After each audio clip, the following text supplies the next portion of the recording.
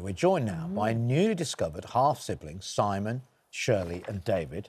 Thanks for joining us, family. Yeah. How do you do? Simon, when you first discovered this, what was your initial thoughts? What did you think at that time? You must have been completely shocked. Yeah, I was tipped off by an email from one of my half-siblings who had been, in turn, tipped off by the company we'd both used for our DNA tests. And that was the first email I got before I saw my own results, because my results had been going into my spam folder. And then I got an email one day, it was on Halloween, bizarrely, 2018, saying, "Hi, you've popped up in my inbox as a close personal relative, and your head may be spinning, or perhaps this is making sense to you. Let me know." It was honestly like something out of a movie. It was like one of those moments where everything is suddenly, dolly and zoom out and change your perspective and everything. As a stand-up comedian, you must have been thinking there's material here. I'm afraid almost immediately. That was the second thought. Yeah. I mean, it took me about a fortnight to get to the bottom of it and fully understand what the implications were. And once I grasped it, I think I had my agent on the phone. You've got a whole new actor. Imagine now. Shirley, I mean, what is it like for you? Because, not having a sort of, if you like, in front of house role in the way that Simon's has, and instantly thinking comedy, was there any bit of you that thought, this is a bit disturbing, this is not what I thought? Well, I was told when I was 12, so I did know that I was donor conceived. Right. But for a long, long time, obviously, I didn't know my donor until one of our half-brothers made a documentary together with another half-brother. Right. Which alerted me. I contacted him, and there was no commercial DNA testing. We went to a lab, and we found out we were related after a certain... And for a long time, there were only about 10 of us. And then suddenly, commercial DNA testing took off. Of course, Well... And David, now you know that there's potentially hundreds of siblings. Has it changed you in any way? Has it changed the way you think about your own identity? Completely. I think there's up to 2,500 to 3,000 of us, actually. God. 2,500 to 3,000? Yeah, well, Wiesner presented to a select committee in 1945 that one man making 2 donations a week could produce 20,000 healthy children a year. My goodness. Wow. Yeah, and I've got a nice little spreadsheet showing us about... What's your What's your profession? It sounds like you're some kind of finance, that you can work it all out. Actually, strange enough, I've been involved in comedy and media, and I had worked with Simon 25 years ago. But how did it make me feel? Well, I only took a test because my mother had walked across Germany in 1938 as a refugee from the Nazis, and we didn't know anything about her family background. So I took a test, and wow, I was confronted by 50 siblings. And the three of you, now you spend a bit of time with each other, and have you met some of those siblings? I mean, do you find any commonalities amongst you?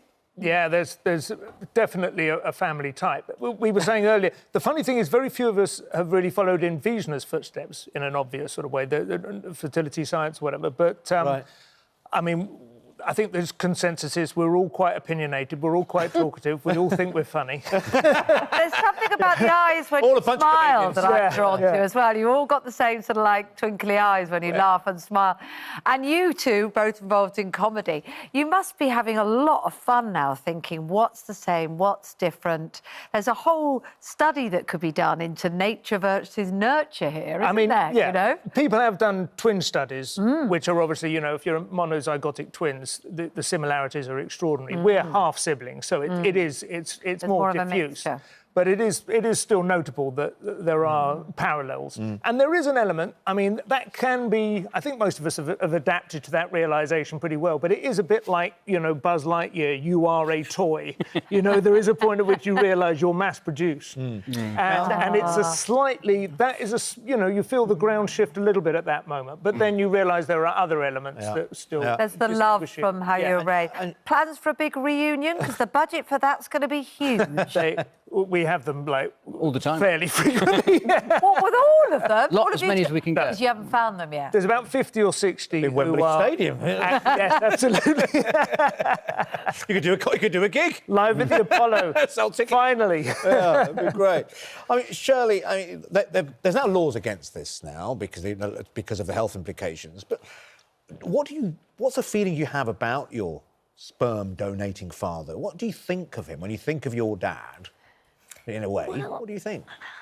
I think because his son, that's why we know about Wiesner, is because his son was so generous and gave his DNA. I mean, I think because he loved his father so much and has talked about him so warmly, I have very positive feelings about him. Yeah, he was a naughty boy. There's no doubt about that. Why was he a naughty boy? Because, in a way, this was the very early stages of this. And we don't really know the reasons why he did this secretly, do we? I saw a raised eyebrow there. I think David knows the reasons. You think you know? Go on. Why do you think he did do this? He invented the modern process of artificial insemination. He invented the pregnancy test. He invented what became the pill. It was uncharted territory. And I think he was an impetuous, good-natured, well-loved, slightly forgetful inventor and explorer. And I think, when he ran out of donors, he jumped in. Yeah, and we're all we're all a bit golden retriever-like, all of us.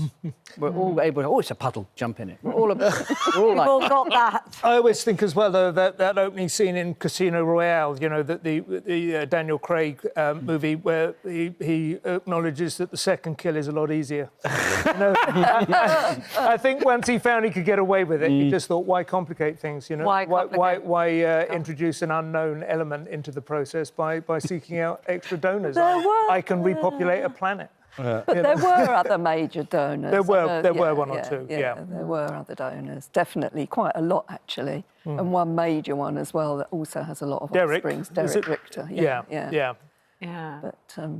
But nothing on the scale, we think, of Wiesner. Yeah.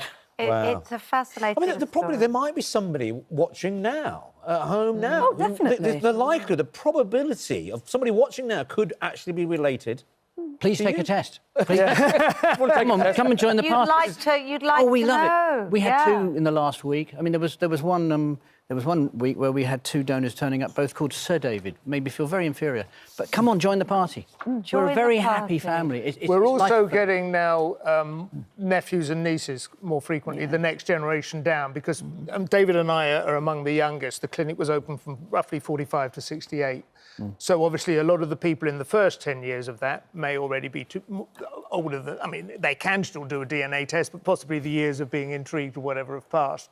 Whereas their children might be. And so they get the test, and then they have to go back and tell their parents what their origin was, which is an interesting conversation as well. So many fascinating permutations, but it's brilliant that you're also happy and it's been so positive for you. Absolutely. That's the wonderful thing, isn't it?